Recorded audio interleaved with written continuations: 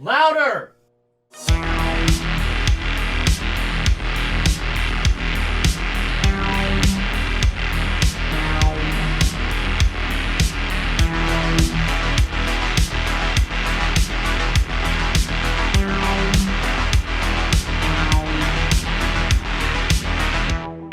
What's up, everybody, and welcome back to hyPODermic, the pod that sticks you deep. I'm the pod boss, T.J. Bowser, and joining me as always is the dawn of disaster, the maestro of mayhem, the man himself, Mr. Nick Benson. What's up, buddy? How's it going, man? Better now that you are here today. We have a doozy of an episode and a very special guest. Nick, take it away. Absolutely. So our guest today is a gentleman that I met right around 2020, 2021-ish. He is a composer for film, video, and all things music. Alexander Taylor is our guest today. Hey, how's it going, guys? How you doing? Good, man. Just, working as per usual, back in the studio as per usual. I slept here. Yeah. But, as composers do. Oh, yeah. No, I have a little bed right in front of where the camera is right now. I crash here a lot. Yeah. Well, sometimes that's the work, huh? Oh, yeah. I mean, I love it. I was up till about 6 last night working on something. And, if I didn't love it, it would be torturous. But, I wouldn't do anything else. I can't do anything else. Right. Well, what's kind of cool about what you do is I actually visited a studio today. We're getting ready to do some interesting sort of live performance stuff with some guests that we have, and being there and remembering, like, everybody, lots of people have home studios now and they do a lot of things from their homes, but sitting there with those guys for a few hours today and talking about that whole environment, it's almost like church. You kind of go in and it's a collaborative effort and it's much more creative. The whole outside world shuts down and there's just you, the creators, whether it's producers, mixers, musicians, all working together for a common goal. And, I kind of miss that. So it was really an interesting visit today, but it kind of worked out with having you here today because I really wanted to talk about what you do and what the history of yours led up to what you do, so that we understand, really where you come from. Totally, man. Well, should I just start with how I got into composing then? Yeah, actually, let's go back. What kinds of things inspired you as a child, or as you, whether it was a teenager or even earlier? Like I had things inspire me when I was even younger. So just take us back to those early age as you took inspiration from anything, and it sort of led you down that path. We want to know more about that. Yeah, well, so when I was probably way too young, I saw Halloween. I was actually Michael Myers for the 3rd grade for Halloween, and my teachers were like, "Have you seen that movie?" I was like, "Yeah, totally," shaking, bobbing my head in that really gross smelling rubber mask. But, I loved it. I saw the edited for TV version with my mom. My mom's really cool. She never really kept me away from bad music or music with bad lyrics, or, I got to watch movies. Pretty much just cover your eyes if there's nudity was pretty much the only rule when I was a kid. So from then on, I started kind of getting into I would play piano just for fun. I never took formal lessons. And that's when I picked out the Halloween theme. And then from that point forward, anytime I found any instrument, I would make sure I would play that on everything I could find. Yep. And I annoyed the hell out of, especially my stepmom. But I mean, they now see why I was doing it, because I fell in love with it, man. I mean, it's especially working in horror, it's kind of inescapable. Not to mention John Carpenter and his influence. Especially you see that now with the 80s throwback craze that's been going on ever since 2015, just about. Hell, maybe even earlier. I guess Drive kind of maybe started that in 2012, 2011. Mm-hmm. Yeah. But I don't know. There's just something really cool about Carpenter. He is not formally trained. I can relate to that. I actually never studied composing in college or anything. I wanted to be a rock star. Yeah, we have that in common. Yes, we do. I see your guitars and your bass back there. It's beautiful, man. Um, but yeah, but getting into composing, it was weird. So because I wanted to be a rock star all throughout high school, I was in a bunch of bands, obviously, and I kind of fell in love with with acting and just general entertaining. And like I started like a school news program so I kind of fell in love with like editing and directing. Yeah. So then I went to Wright State, which is a college in Dayton, Ohio that no one's heard of, but it's a great film school. It was kind of it was super competitive. You start off with like 100 people, and by junior year they cut down to 10 maximum. Wow. So you had to be good. You had to be dedicated. You had to be well read. You had to like psychoanalyze films. We had to edit with scissors and tape. So pretty like, selective, right? oh yeah, very selective. But I made it through, and I ended up directing. But all throughout that time, I was always writing music for all of my original films, and kind of word got around at the film school, like, oh, do you need like a free score? Yeah. So like everyone asked me to score their film, and like I loved it, and I that was always my favorite part. And it was so much fun that I never thought you could make a career doing it because it was too much fun. Right. And then, so I ended up graduating from college having scored like 20 short films. And Wow. I didn't realize like how rare that is, even if you're studying music, to have that already under your belt. So I moved out to LA, and I was still pursuing directing. I wanted to still get into that. It was always kind of like on my shoulder. So I got a job at a cartoon company, just doing something. They were doing like a live shoot for the weekend with Terry Thorin, his company Wonder Grove. He did like the Rugrats, Wild Thornberrys, Rocket Power, all these Nickelodeon shows that I grew up loving. The good stuff. Exactly. Very good. I love that stuff. So, at the end of the weekend, I was just kind of a PA on set, just getting coffee and stuff for everybody. And he's just like, "Hey, is there anything else you can do?" And I was like, "I guess I can do sound." He said, "All right, come in Monday. We'll see what you got." So I came in, and I remember our first project was with the Girl Scouts of America. And, the production manager at the time, Ryan Cannon, was like, "Yeah, just put any music in there. It's just for internal use only, so you can use whatever." And I ended up plugging in a track that I wrote for a short film that is escaping, that I can't remember the name of it at the moment. But anyway, they ended up really loving it. And Terry was like, "Hey, where did you get this music?" And I was like, "Actually, I wrote it." He's like, "You want to be our composer?" And I was like, "Sure." And that's kind of how it started. And that was within a couple months of moving out to LA. And that's awesome. I have never looked back since. As much as I sometimes miss being on set, I much rather be in the studio writing every day, and I love it. Yeah, that's really awesome.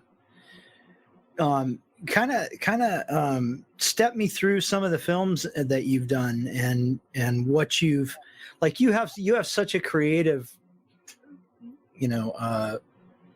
I don't know.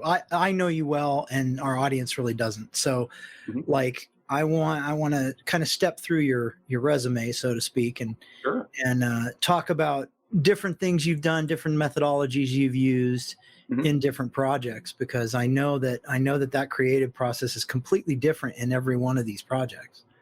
Totally. I think that's the beauty of it, especially in horror.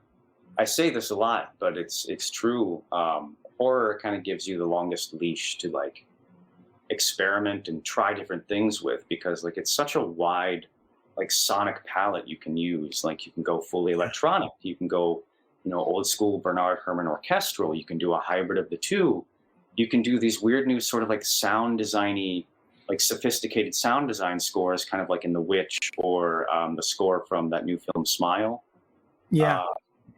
Which I do enjoy doing things like that as well, though I do miss melody, like being able to do melody. A lot of people in short films, especially nowadays, don't really want as much melody. But if we're talking about specific projects, I guess the biggest one, and this is how you and I met, was Scream Queen, My Nightmare on Elm Street.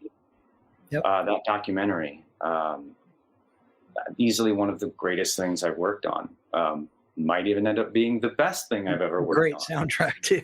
Thank you, man. I really appreciate that. That was a lot of fun. I got to play in the 80s tones, considering it kind of takes place. The whole documentary tells Mark Patton's story. It's got some badass releases, the soundtrack, hasn't it? Yeah, we got vinyls, we got cassettes, CDs.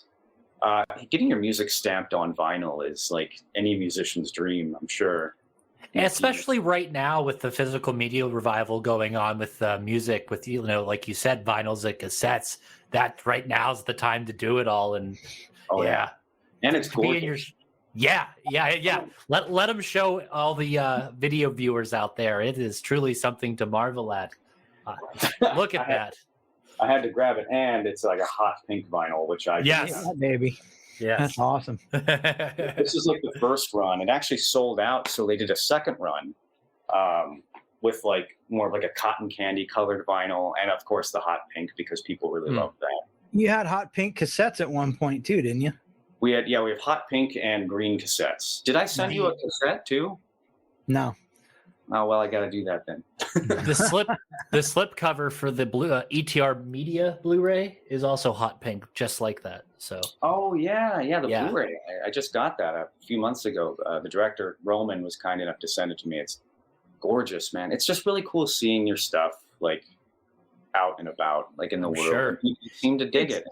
Yeah, it's something we talk about frequently on the show here. Is that, and that's really what it's about at the core. The show is about all of us artists that come together for sort of a common or a collaborative project, and the film world being a very collaborative art, and how that all comes together. And I think it's important that our audience understand what goes into that, and all of the diversity and diverse things that have to happen to make a film what it is. So it's important. Like sound and music are, in my opinion, two of the most critical elements of any film. That's nice to hear. I'm glad. I hope more people think that. Well, it's important to bring that. Like, really, I would love to do. Maybe someday we can do an episode like that where we can show a film that's stripped of its soundtrack, and you can really see how boring it can be. I mean, back to John Carpenter again. He famously tells this story about how the first test screening of Halloween was a disaster. People left and they said it was the most boring thing they've ever seen. They didn't understand why it was made. He didn't have the score in there. Second one, they had the score in there, and it became what it became. That theme, man. Yeah, I know it's true. I mean, there are some videos where they strip out the music from Star Wars, and it's kind of hilarious in its own way, because you're just like, it just seems goofy with the music. Score is one thing, but anything from sound effects to even ADR, which a lot of people in our audience may not understand, that's a dialogue replacement. There's a lot of times you don't get what you need in the field, so you have to re-record it, and you have to do that in a studio environment, and it's not easy to put that stuff back in cleanly, and it takes true artisans to do that. And one of my favorite things about you, Alex, is you being a primarily horror composer, you have like the coolest fucking tool set to work with, because like the greatest thing about horror is you get to play with things that people wouldn't necessarily think are tools. I mean, think back to like, what was it in the 50s? They invented that, or someone came up with a theremin, and like the theremin's an amazing piece of electronics. Mm-hmm. And like, there's so many things used in horror scores now that people don't realize how simple a mechanism is. Or people don't realize what it could possibly be. I know Harry Manfredini uses children's toys and some strange stuff as well. And that's some of my favorite sounds in the Friday the 13th soundtracks, are those, just a shout out to Jason Goes to Hell here. There's a sound of that kid's toy that you turn upside down and goes. Oh, I love those. Yeah. Well, that's the opening of this Jason Goes to Hell. Whenever it's that, and then whenever Jason's chasing anybody in that movie, it's a metal rod against the chain link fence. Ding, interesting. I love It's that. Pull sound from all yeah. kinds of places. It's so cool. I just those are my favorite sound effects in any Friday the 13th film. Are those two things? Yeah, it's so cool. it's an amazing thing to work on those things because you find sound in the weirdest of places. Well, have you found anything like that, Alex, or used anything like Alex that? has a couple of tools that he'll show you. There we go. When we get him to talk him into doing that, because he's got some great stuff for making scary sounds that you would never think make scary sounds. I am obsessed. Like, I love toys. That's why I love horror. But this little thing, I just got it the other day. It's called the Micro Marvin, and it's like a percussive instrument, and it's so cool, and it just like I just used it on this recent score, but it's pretty nuts. And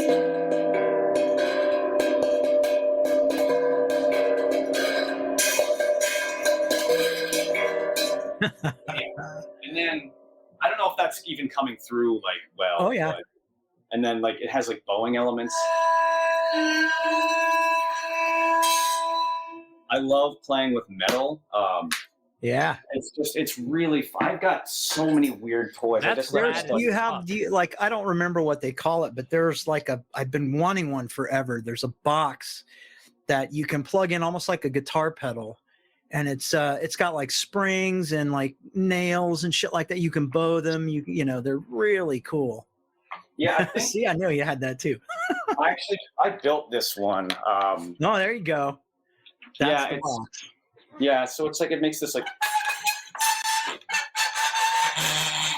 It doesn't sound as great right now when it's not plugged in. You plug them in, they sound incredible.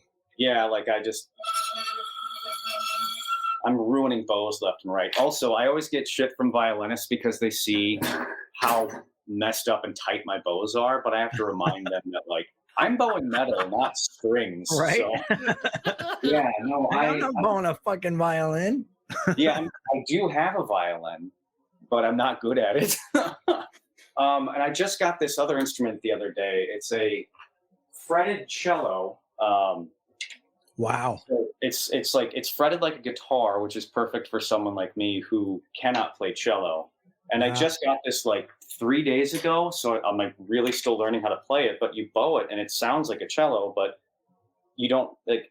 It's the precision in the notes that was hard for me to get on cello, but it sounds nuts.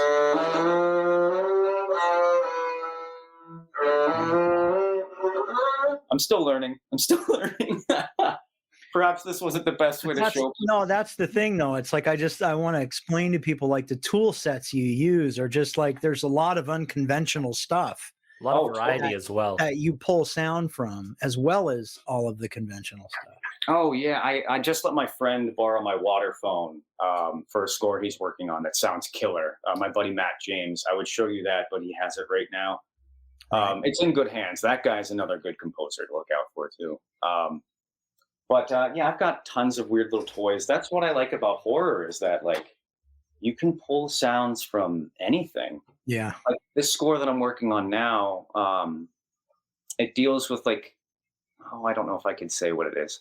I won't say what the movie is about, but I'm playing with like a lot of nautical sounds, like foghorns and bells, and I'm actually for like like certain low sounds like I'm actually using the sound of like boats sinking and like kind of using that in like musical ways, and it's just fun to get these movies that inspire you to do weird things because you're producing sounds that frighten people because they don't know what the hell they are, or they do subconsciously, and like that's even creepier. I don't know. Yeah. I love what I do. Yeah.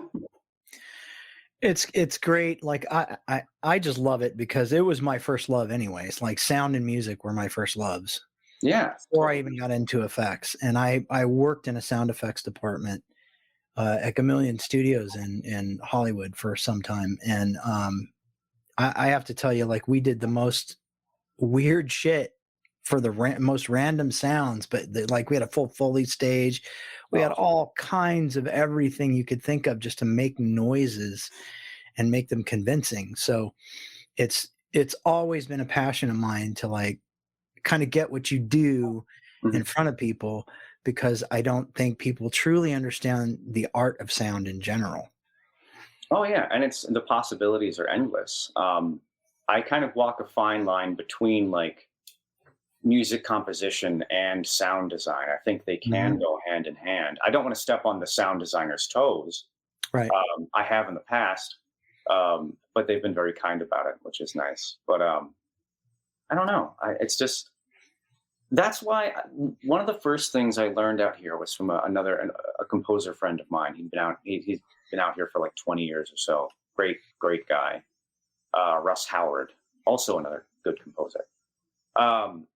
He told me, you know, like you'll get pigeonholed in this industry, you know, just prepare for that. So I decided to just pigeonhole myself, and I chose horror. And that's okay, because that's what you gravitate to anyway, right? You gravitate to the darker stuff. You enjoy the darker stuff. Yeah. So step me through some of the projects that you've done, and let's talk about those. And Sure. Oh yeah, back to Scream Queen. Okay, so that has like a very 80s sort of sound. yeah, That was 80, all 80s synthy sound, right? Yeah. yes, very synthy.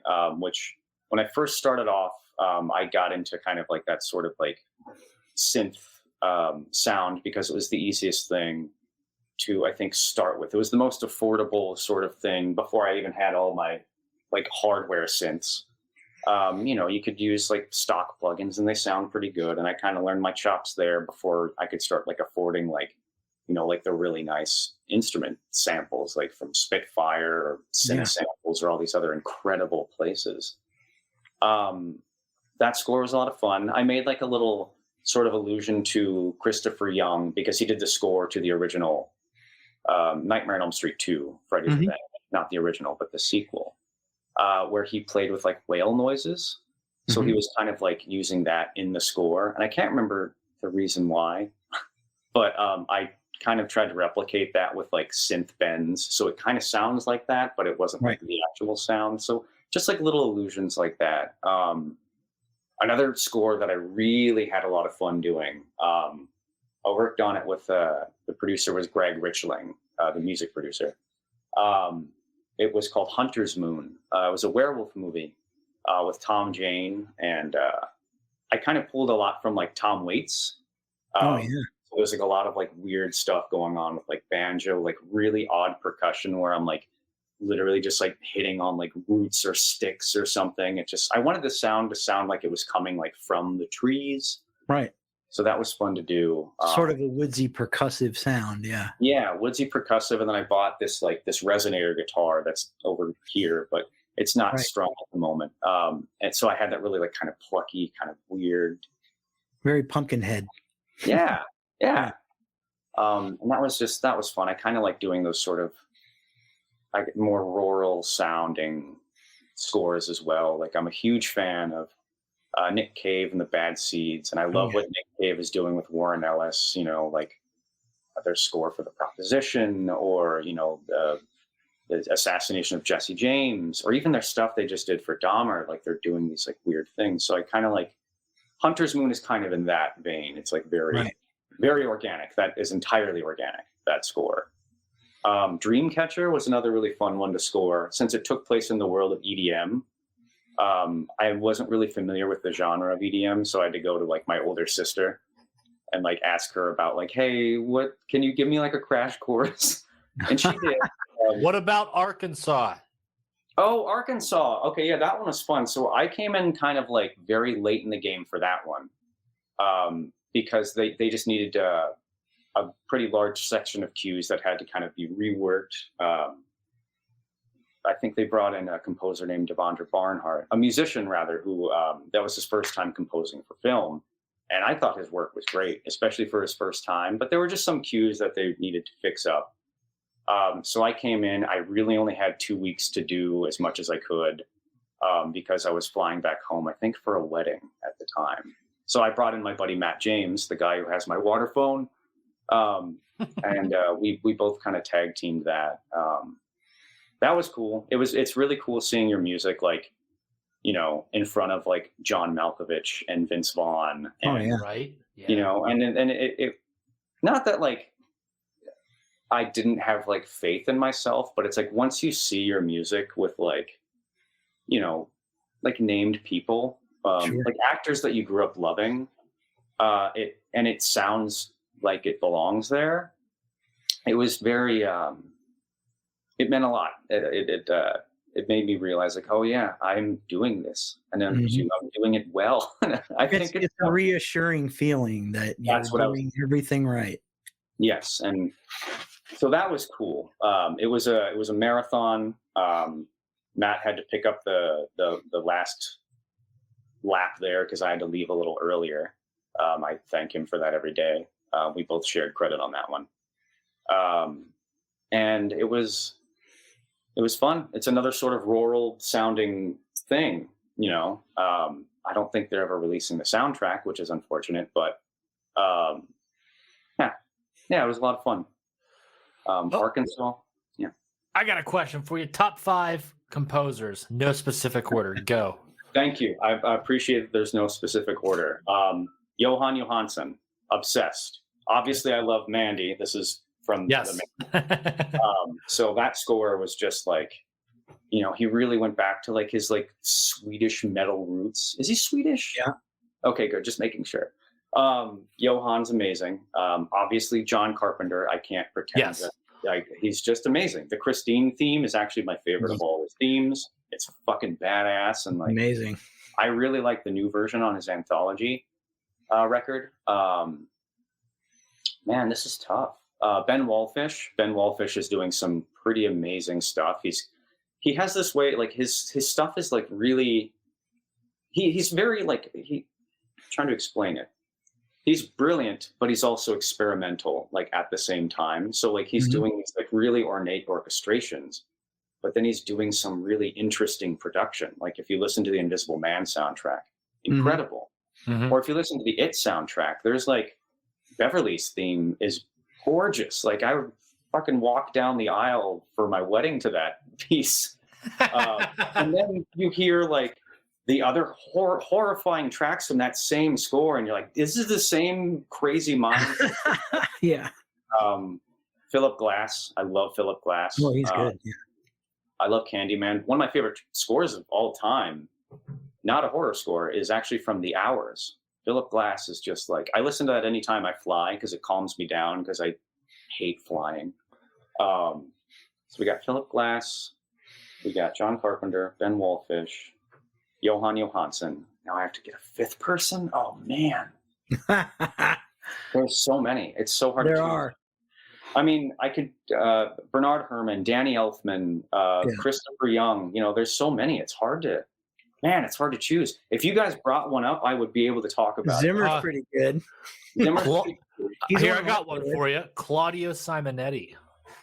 Oh, shit. Okay, yeah. Okay. I completely forget about Goblin entirely. Yeah, how did I forget about Goblin, too? Yeah. The Suspiria soundtrack, the Tenebrae soundtrack is... Yes.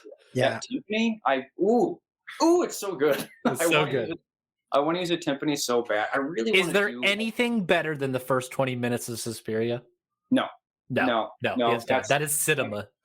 That score is just so good too.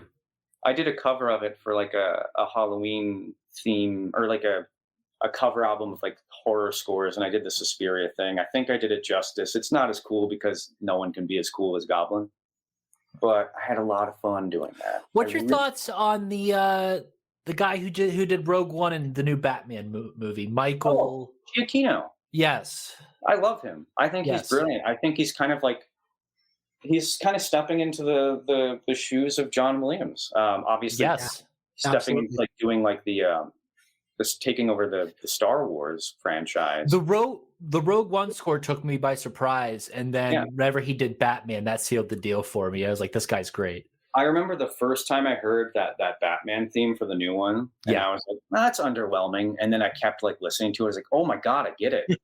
It's like that, like dun, dun, dun. It's just different, you know? It works. It's kind of punk rock in its own way because it's so agreed.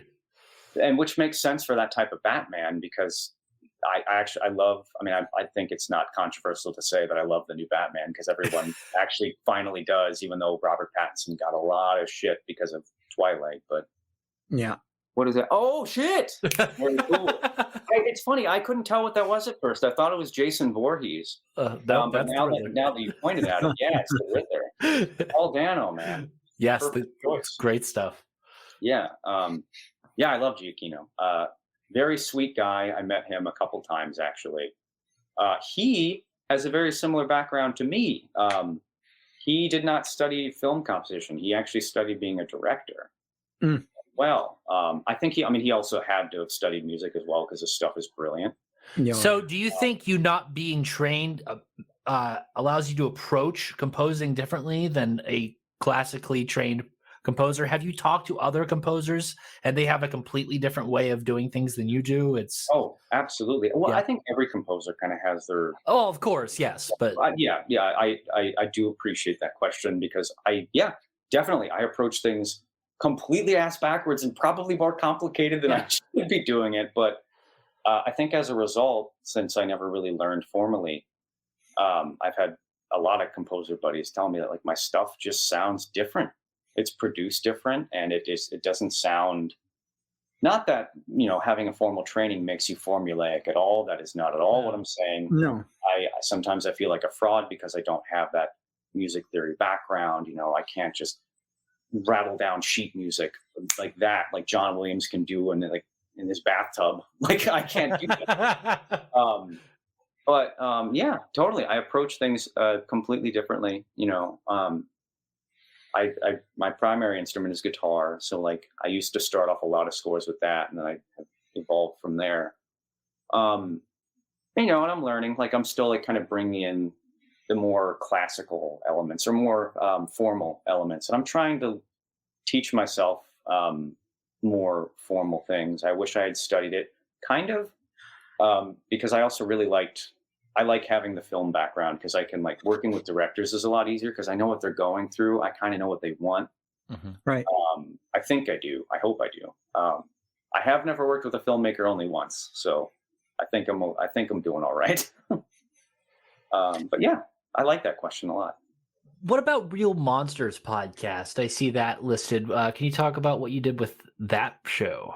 I honestly, I just did the theme for AJ Dana, who, if you guys don't know who he is like a brilliant voice actor. He gets a shit ton of work, and he's great. Young guy too. But yeah, I just did the theme for that. He wanted something quick. Like podcast themes are, it's quick to do. Especially for friends. Like he's a friend of mine, so I did a few revisions. But it's just sort of like I think we were kind of going for like a Tales from the Crypt sort of vibe, if I'm not mistaken. Sometimes I get my podcast themes a little confused. I love podcast themes because they're fun. It's like a little staple. It's branding. Yes. But man. Yeah, if there's, Nick? Yeah, I'm not so sure that like I agree that anybody that can go get an education on how to like formally compose or whatever. I think that's all just tools for the toolbox.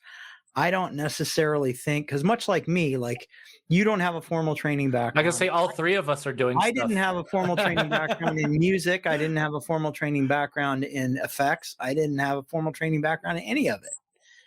And look at some of the stuff I've been able to work on. And the fucking blob. Really what it boils down to is, it's how you approach what you do and people recognizing what you do as being good. It's that simple. I think you and I had that conversation recently where we were talking about some things, and I said, because I mix and master and remix some things for people sometimes, and I could have a $2 million studio with tons of equipment in it and not know what the fuck to do with it, to be honest with you. Yeah. Your best tools are right here.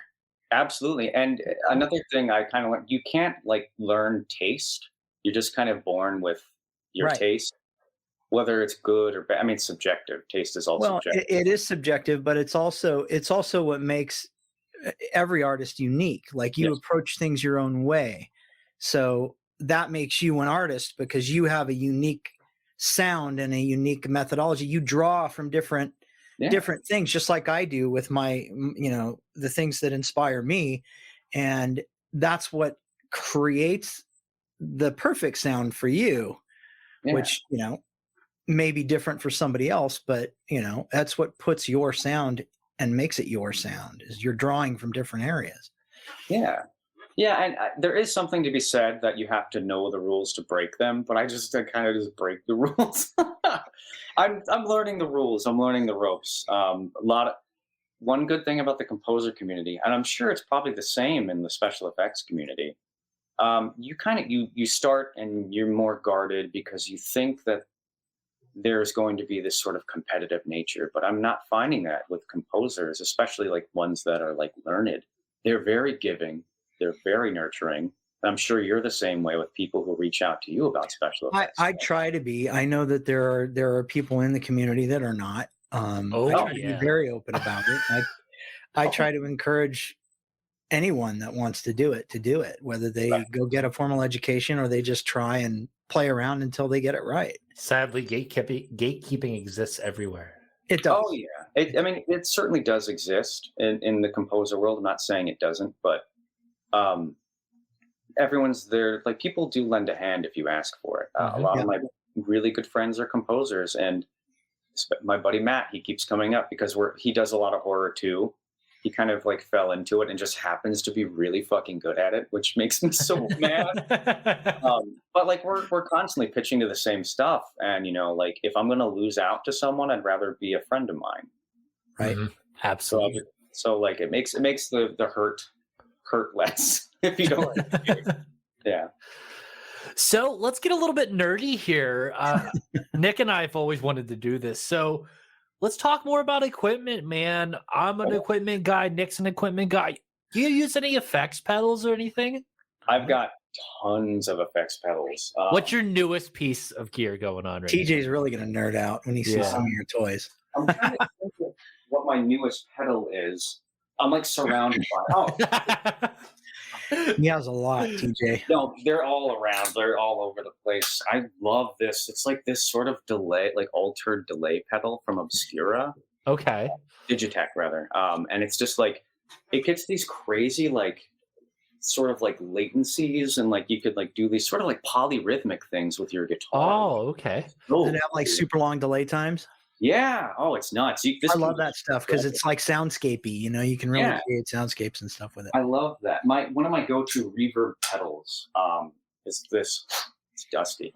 Hall of Fame 2 TC Electronics. I think it's kick ass. And the cool thing is, if you look at these three little things here, you can actually program your own settings. You can go into their app and kind of make your own. Yeah, the tone print technology. Yes, the tone print shit. And I think that's so cool. So I'm always rocking my third one. That's why it's currently on there. Ah, okay.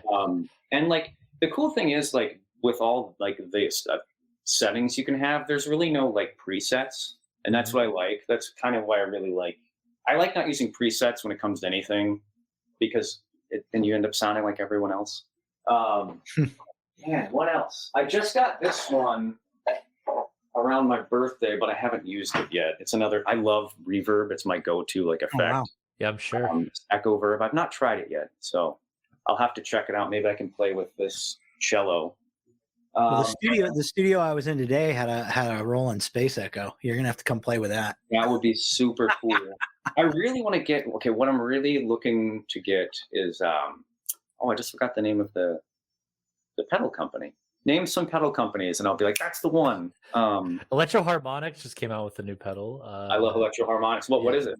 The Hellmaster one, which is essentially a Boss HM2 with extra knobs. You know how that's the thing right now. You got to cash in for all the metalheads right now. That's fair. But yeah, it's essentially an HM2. But yeah.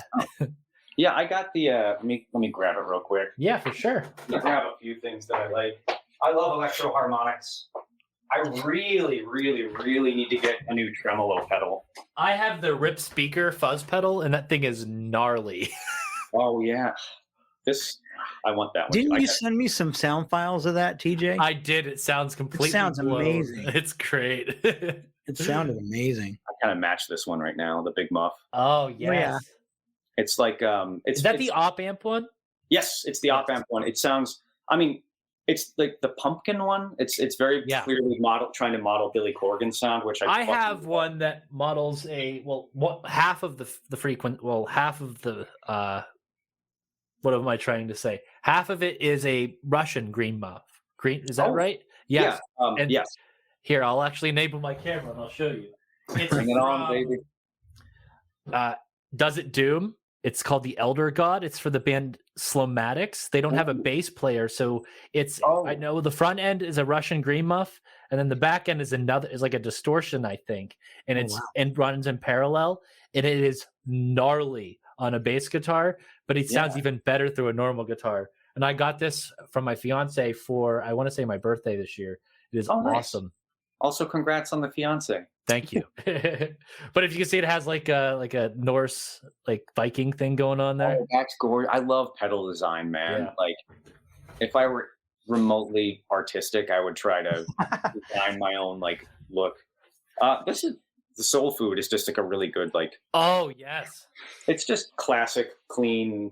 It gives a nice tone. I got a bunch of pedals. I love them. I would love to I really need a tremolo. I'd love to get if I could design the perfect pedal right now, I would like to kind of basically emulate the Ennio Morricone sound. I'm really into westerns right now. Yes. So a little tremolo and a little reverb, and that would be so cool if someone made a pedal that does both the way I like it.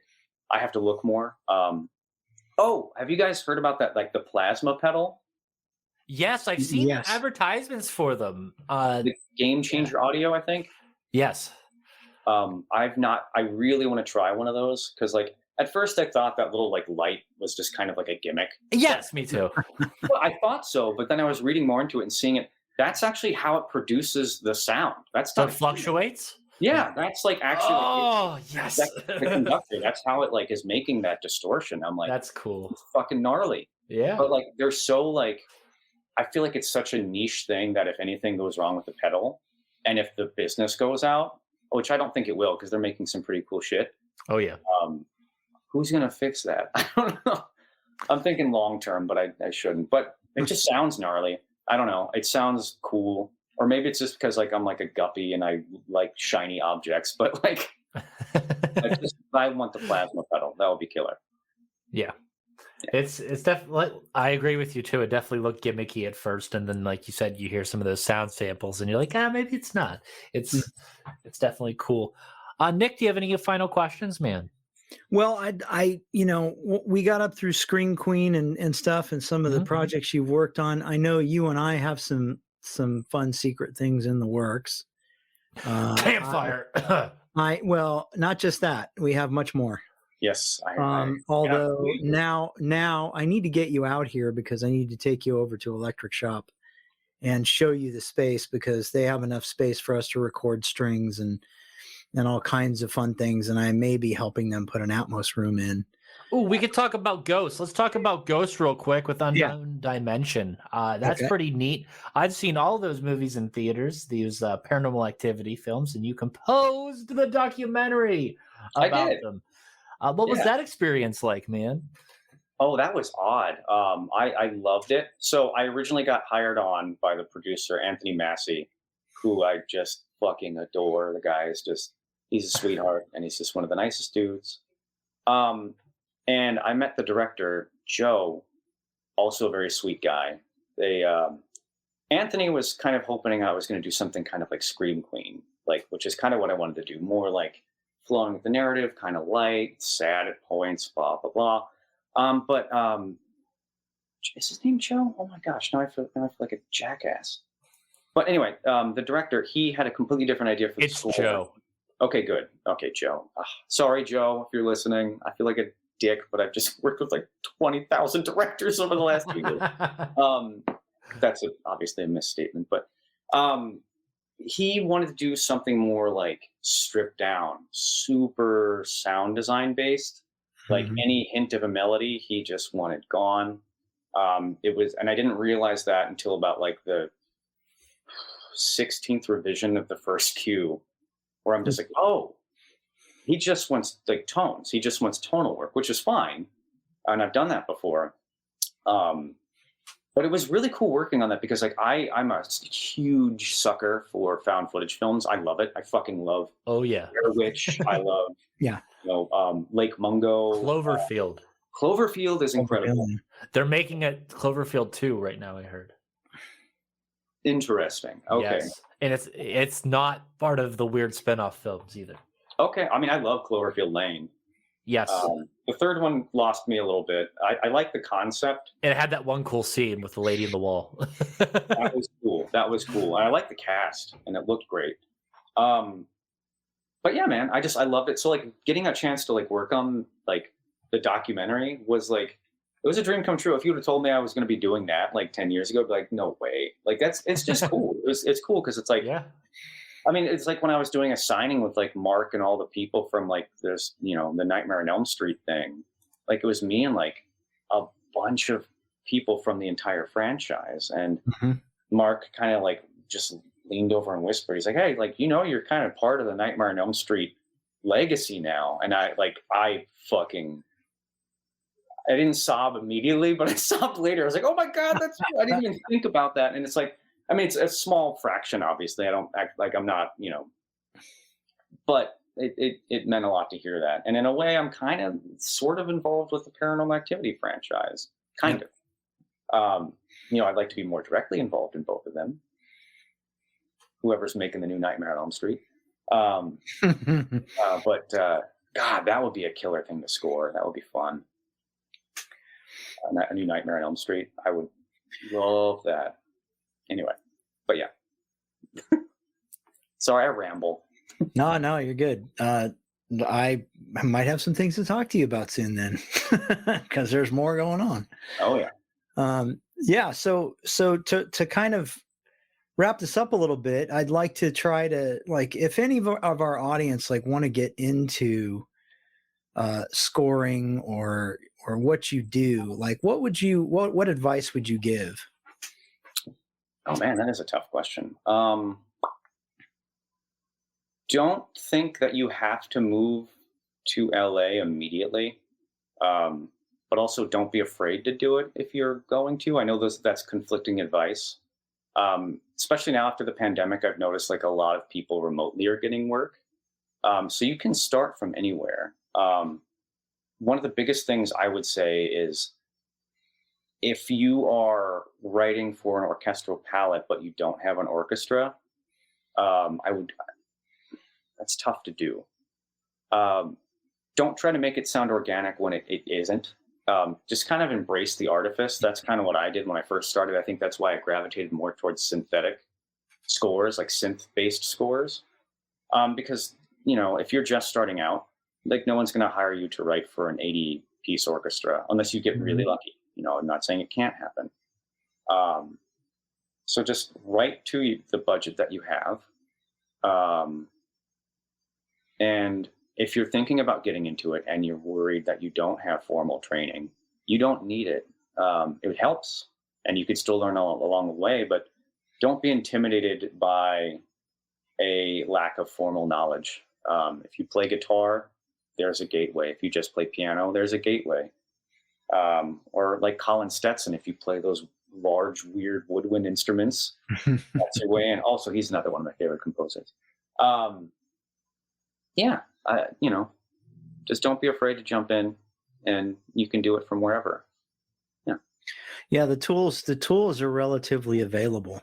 Yes. I mean, you can get free tools. There's just so much out there that, I've even learned that there's so much more available than I ever thought was.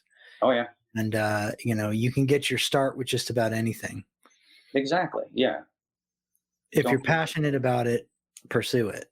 Yeah, you have to. Otherwise, you're going to regret it. I don't know what I would have done if I didn't move out here and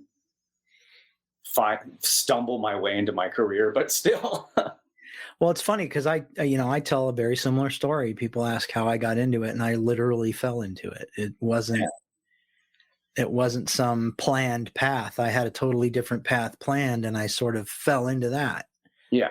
So, it's just, it can be as simple as that, and you find your niche and you go with it. Yeah. That's what I've got. and that's where I came from. So it's nice to see that you've done the same thing. And it's I think it's good for people to understand that they don't necessarily have to come from this crazy educated background where they have to shell out all kinds of money to show a certificate or show a some kind of piece of paper that says that they can do something, because I don't believe that that's necessarily the only way to do it. It's not the only way. That's a good way to put it. Definitely helps. It can help, but It can help to do it.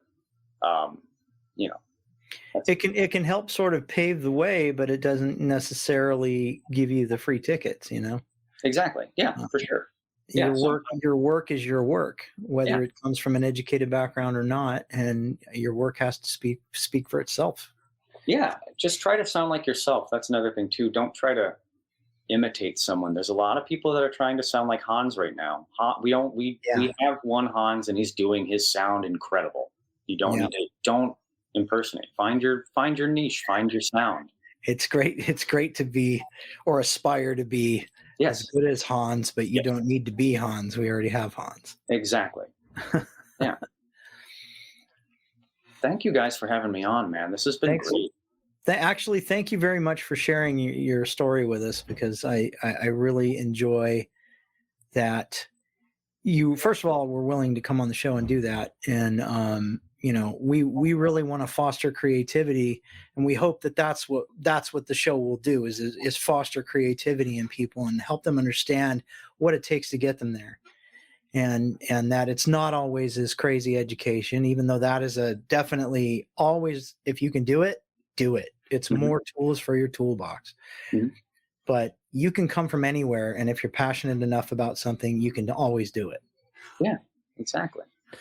And with that being said, that was another episode of HyPODermic, the pod that sticks you deep. Thank you again, Alex, for joining us on this wonderful episode. You said a lot of cool things, talked about all the cool things, and I hope you keep doing stuff. Yes, for sure. I hope you keep doing all the cool things for years to come. You're a very talented man, and I appreciate the work you do. And I appreciate all you listeners for tuning into HyPODermic, 10,000 strong and growing every day. Catch more podcasts just like this on projectlouder.net. There's a plethora of shows out there, and you can listen on all the podcast platforms, Spotify, iTunes, Google Play, and so much more. But I've been the pod boss, TJ Bowser. That's been Nick Benson. That's been Alex Taylor. I'll see you guys on the next one. Bye-bye. Bye. Bye.